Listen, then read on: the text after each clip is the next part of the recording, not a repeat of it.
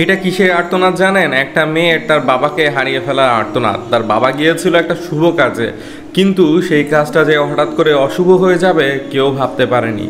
বরপক্ষ এবং কোনো পক্ষের মধ্যে আগে থেকেই কথা ছিল মেয়ে পছন্দ হলে বিয়ে করবে, কিন্তু ঘটনাটা ঘটে গেল উল্টো। বরপক্ষরা যখন 20 জন তার আত্মীয় স্বজন নিয়ে গেল মেয়েকে দেখতে এবং দেখার পরে সিদ্ধান্ত হবে যে বিয়ে করবে কি করবে না, তখন দেখা গেল যে মেয়ের বাড়িতে প্রায় 100 জনের মতো খাবারের আয়োজন করা হয়ে গিয়েছে এবং কাজীও এসে হাজির। তখনই বরপক্ষের একটু খটকা লাগে যে ঘটনাটা কি হয়েছে। তখন তারা মেয়েকে দেখতে চায় যে মেয়ে আগে দেখবো, পছন্দ হলে তবেই বিয়ে করব, আগে থেকে কেন এত আয়োজন। পরবর্তীতে মেয়েকে দেখা হয়, দেখার পর দেখতে পায় যে মেয়ের একটা দাঁত ভাঙা। তখনই বরপক্ষরা বেঁকে বসে এবং বেঁকে বসার পর সেই কোনো পক্ষের লোকেরা তারাও বেঁকে বসে। তারাও এই বিষয়টা মানতে নারাজ যে বিয়ের দিন এসে বলছে যে এখন বিয়ে করব না, এটা তো হবে না, আমাদের তো মান সম্মানের ব্যাপার আছে। এখন সেই বরপক্ষরা তখন মেয়ে পছন্দ হয়নি বলে মেয়েকে কিছু টাকা দিয়ে চলে যেতে চায়।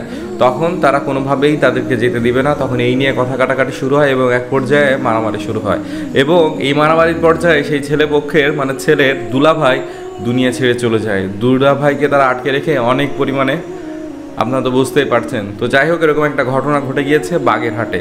তো যখন সেই কোনো পক্ষের সাথে যোগাযোগ করা হয় তখন কোনো পক্ষরা জানায় যে বরপক্ষের আত্মীয় স্বজনরা মেয়েকে দেখে গেছে এবং পছন্দ হয়েছে এবং সব কিছু ঠিকঠাক করে রেখেছিল বলেই তো আমরা বিয়ের আয়োজন করেছি, নইলে তো করতাম না।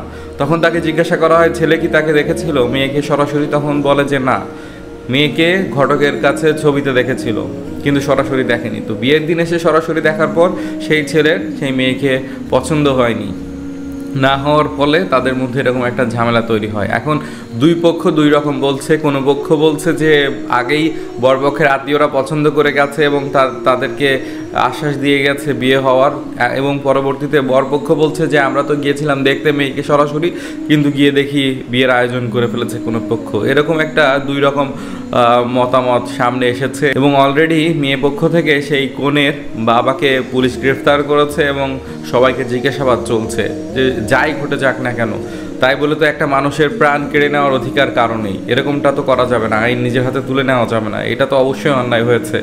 ওই লোকটা যাই করুক, ওই লোকটা যতই ভুল করুক, আইন তো নিজের হাতে তুলে নেওয়া যাবে না। আর একটা মানুষকে দুনিয়া ছেড়ে বিদায় করে দেওয়ার অধিকার তো কারোর কেউ দিয়ে রাখেনি। তো এই জিনিসটা কখনোই করা যাবে না, এটা শাস্তি তো অবশ্যই পেতে হবে। এখন আপনারা তো পুরো ঘটনাটা জানলেন, এখন আপনাদের কি মনে হচ্ছে আসলে দোষ টাকা এবং এর সমাধানটা কী ছিল? আগে থেকেই কি সব কিছু ঠিকঠাক করার পরে বিয়ের তে যাওয়া উচিত ছিল, নাকি হঠাৎ করে এই বিয়ের যে অনুষ্ঠানটা করেছিল সেখানে ছেলেটা বিয়ে করে নেওয়া উচিত ছিল? কি মনে হচ্ছে আপনাদের? আপনাদের গুরুত্বপূর্ণ মতামত কমেন্ট করে জানাবেন। তবে এইভাবে একটা মানুষকে দুনিয়া ছেড়ে বিদায় করে দেওয়া মোটেও ঠিক হয়নি। তাহলে ওই মানুষটার পরিবারের কি হবে? ওই মানুষটার মেয়েরা তো কান্নায় ভেঙে পড়েছে, সবাই কাঁদতে কাঁদতে তার বাবার হত্যার বিচার চাচ্ছে। এটা স্বাভাবিক, কারণ ওই লোকটার তো একটা পরিবার রয়েছে, তার ছেলে মেয়ে রয়েছে, তার স্ত্রী রয়েছে, তাদেরকে এইভাবে তো এতিম করে দিতে পারে না কেউ। এটা অবশ্যই অন্যায় হয়েছে। আর ওই ছেলেটার উচিত ছিল আগে থেকে মেয়েটাকে দেখা, পছন্দ না হলে আগে থেকে রিজেক্ট করা। শুধু ছবিতে দেখার মাধ্যমে এভাবে এত মানুষ নিয়ে যাওয়া ঠিক হয়নি। যাই হোক, আপনারাও কিন্তু বিয়ে করতে গিয়ে সাবধান হয়ে যাবেন, আগে থেকেই সব কিছু দেখে শুনে তারপরে ঠিক করে বিয়ে বাড়িতে যাবেন। আর আজকের মতো বিদায় নিচ্ছি, দেখা হচ্ছে পরবর্তী কোনো ঘটনায়। ততক্ষণ আমার সাথেই থাকবেন, ধন্যবাদ।